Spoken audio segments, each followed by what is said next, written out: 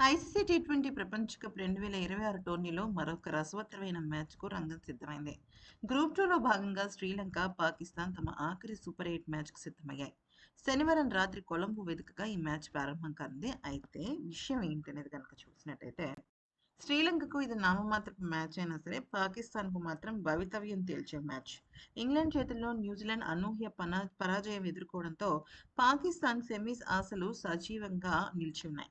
అయితే శ్రీలంకతో గెలిపే పాకిస్తాన్‌కి సరిపోదు.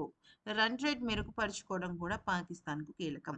న్యూజిలాండ్‌ను ఓడించిన ఇంగ్లాండ్ హ్యాట్రిక్ విజయాలతో సూపర్ 8ను అజేయంగా ముగించి గ్రూప్ 2 టాపర్‌గా సెమీస్ బర్త్ ఖరారు చేసుకుంది. రెండో బర్త్ కోసం పాకిస్తాన్, న్యూజిలాండ్ జట్లు తలపడుతున్నాయి.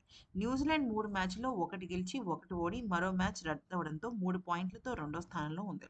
మరోవైపు పాకిస్తాన్ కూడా 2 మ్యాచ్‌ల్లో 1 ఓడి మరో మ్యాచ్ రద్దవడంతో 1 పాయింట్‌తో మూడో స్థానంలో ఉండగా, శ్రీలంక 2కు 2 మ్యాచ్‌లో ఓడి సెమీస్ నుంచి తప్పుకుంది. శ్రీలంకతో తమ ఆఖరి లీగ్ మ్యాచ్‌లో పాకిస్తాన్ గెలిచినా సరిపోదు. ఎందుకంటే పాకిస్తాన్‌కు -0.4 కంటే -0.4 రన్ రేట్ ఉంది. అంటే న్యూజిలాండ్ కంటే తక్కువ రన్ రేట్. న్యూజిలాండ్‌కి 1.3 ఉంది. సో, ఇక్కడ మనం గమనిస్తే శ్రీలంకతో మ్యాచ్‌లో పాకిస్తాన్ ముందుగా బ్యాటింగ్ చేస్తే 65 పరుగుల తేడాతో భారీగా గెలవాలి. లేదంటే 13 ఓవర్లలోనే లంక విధించిన లక్ష్యాన్ని చేరుకోవాలి.